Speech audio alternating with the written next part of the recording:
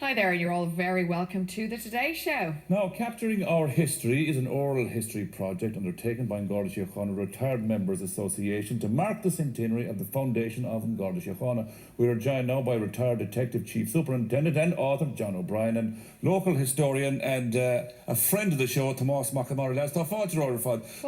Guys. Just tell us and explain maybe the importance of this project. Yeah, well, look, I've spoken before on the show a lot about oral history and its value in terms of exploring the past, but to mark the centenary of the foundation of An Garda Síochána, the Garda Retired Members Association came together with a real determination to document the memories of retired Gardaí and to document the story of An Garda Síochána across the last 100 years. So as a resource, it's hugely important because it's the first time in 100 years there's been a systematic attempt to document the memory and history of An Garda Síochána in that way. And of course we know that that intersects with the history of the state over the last 100 years. So it presents this collection and this resource for the general public to explore that history and I suppose to identify how it relates to themselves. So we're excited today to come and talk to you about it and I suppose to give a broader sense of why it is important and how valuable it is.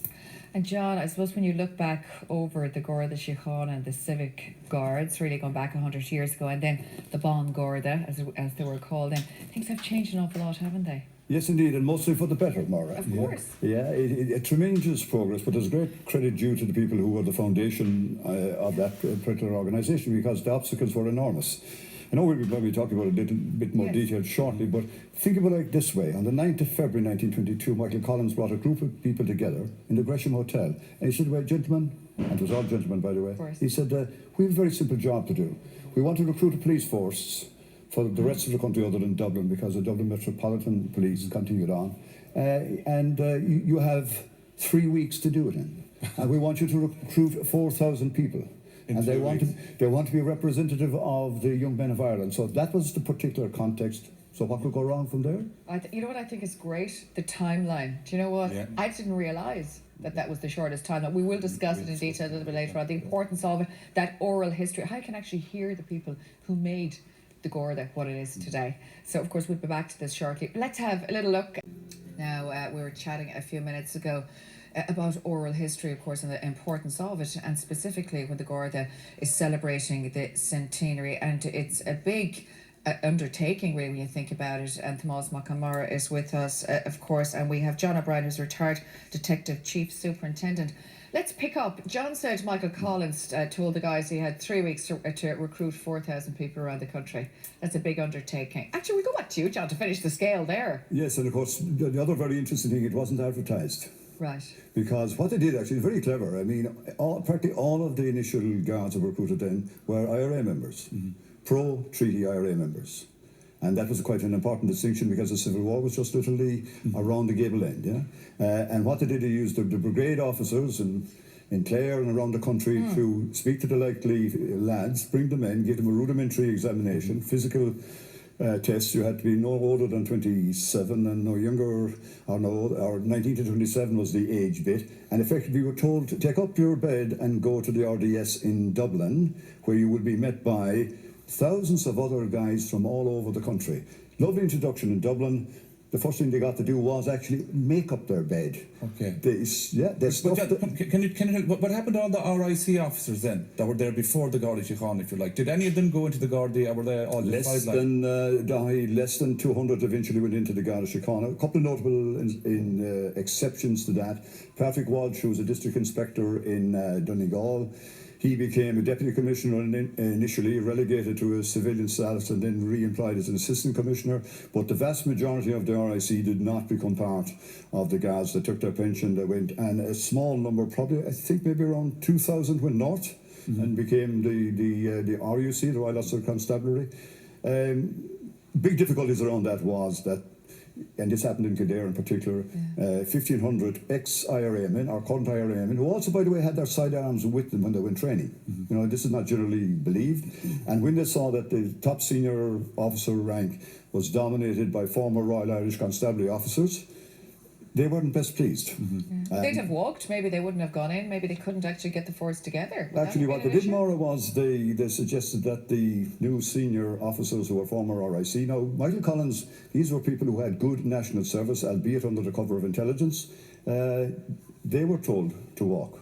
Because 1,500 into 3 or 4, even It's them or us. It was even them down or in Cork, us. you're not going to win that argument. No, Yeah. Tomas, just your own involvement in this project. What is your job? Yeah, I was approached about 12 months ago by the group to be an advisor for the Oral History Project, and my first instinct was I hadn't had a terrible pile of value advising guards in the past, but I said I'd take on the challenge anyway, and it was fantastic really working with them. It was a really committed group of people who recognised the value of oral history, and the chairperson deserves recognition, Rita Delaney, who's been really driving it, including John and Mick Lernhan and others, but really took on the benefit that oral history could bring to exploring the history of An Garda Síochána. And there's been almost 100 interviews undertaken to date, and that will continue.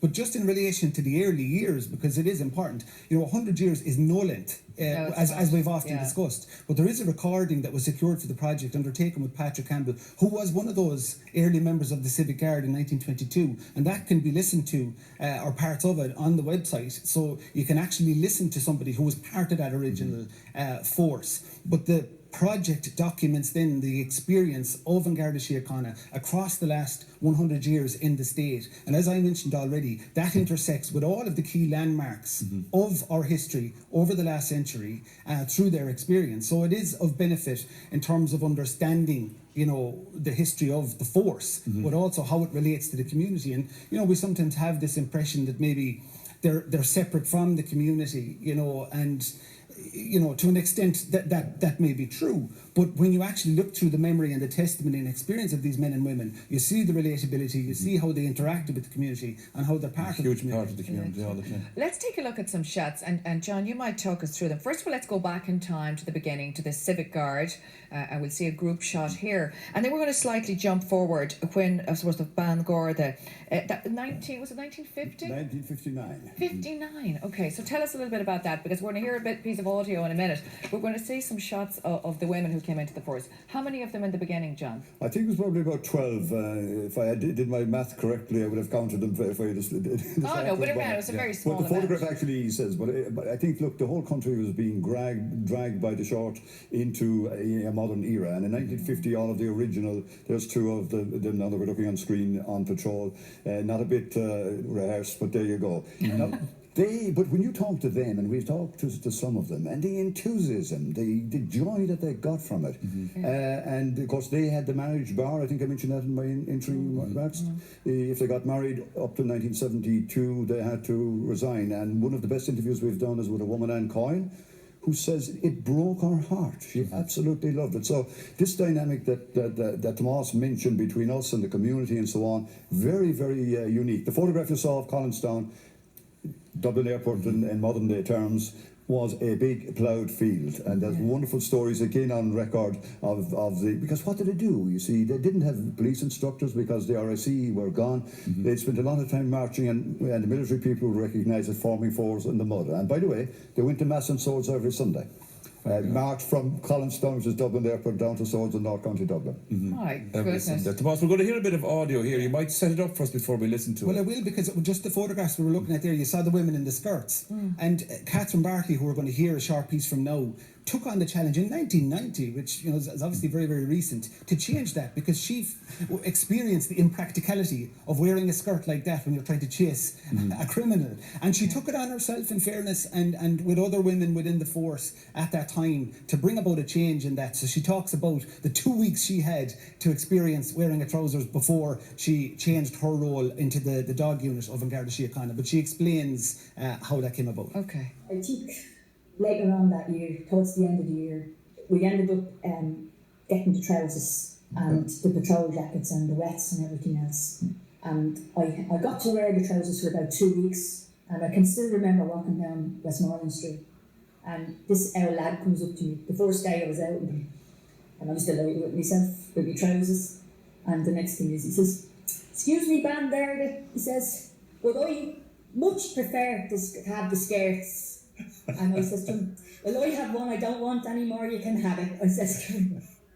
Tell wear it, says she, and fair play to her is what I say. It sounds brilliant. Where can people people hear all this or see all this, Tomas? Yeah, GSRMA capturingourhistory.com is a website that's been created to house some of the sample material and also 2 examples of full interviews. And that will be the platform going forward for more material to be uploaded as the project develops. But it's really, really critical, I think, that the public engage with it, because as I said, as an oral historian, you know, I see the value in it, both in terms of An Garda Síochána, but also our broader history across the state, and how that can bring about a human understanding of that through the voices of the men and women who were part of it. Would it be lovely though? Would it be lovely to see it though, John? I'm sure you'd love this as an audio-visual display, that you could walk in, see the shots, and hear people like that woman speaking in. That is the ultimate aim. Wouldn't that be fabulous? A proper, and of course we want this available to academics as well to form opinion and to understand and ask. But that woman, Catherine Barclay, a gas woman. I did, but she's also a terrific police officer. Brilliant.